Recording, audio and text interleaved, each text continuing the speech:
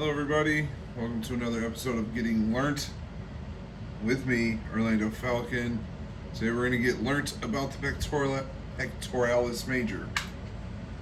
The pectoralis major, the name makes total sense because it's describing where this muscle is located, the pectoral muscles. It also has a Latin origin, which means breast/chest. Major is describing the size of the muscle. Pectoralis major, big chest muscle.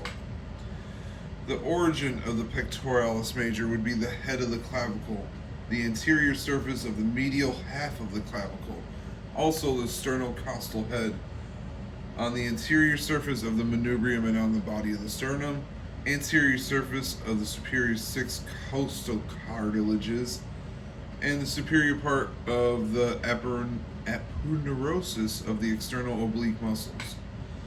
The insertion of the pectoralis major would be the crest of the greater tubercle of the humerus and the lateral lip of the intertubular groove of the humerus. Hopefully I just said that correctly, but if not, y'all can read it right here.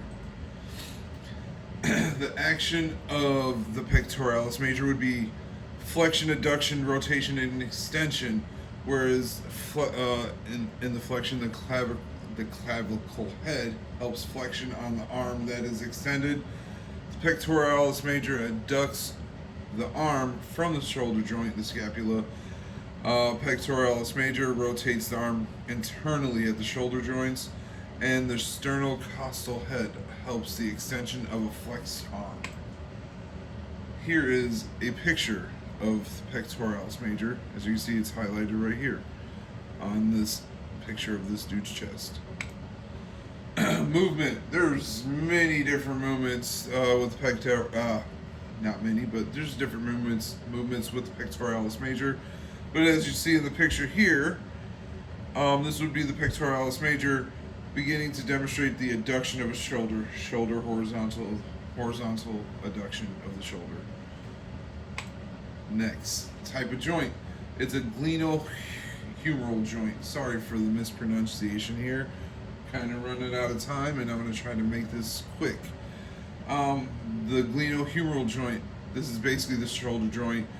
Scapulothoracic joint. This is between the scapula and the rib cage. Next, fun facts: pectoralis major. Couldn't really find any. Besides, it's the largest and the most superficial muscle in the chest, and it forms most of the chest. And it's Terry Crews' favorite muscle to use, as you can see in the picture right here. Next, innervations of the pectoralis major. It's innervated by two nerves, the lateral pectoral nerve and the medial pectoral nerves. Lateral pectoral nerve supplies the head of the clavicle, while the medial pectoral nerve innervates the sternocostal head. The resources I used was a textbook, and everybody knows that Google's one of the biggest helps also. So that's what I use. Thank you, everybody, for getting learnt with me on the pectoralis major. Have a good night.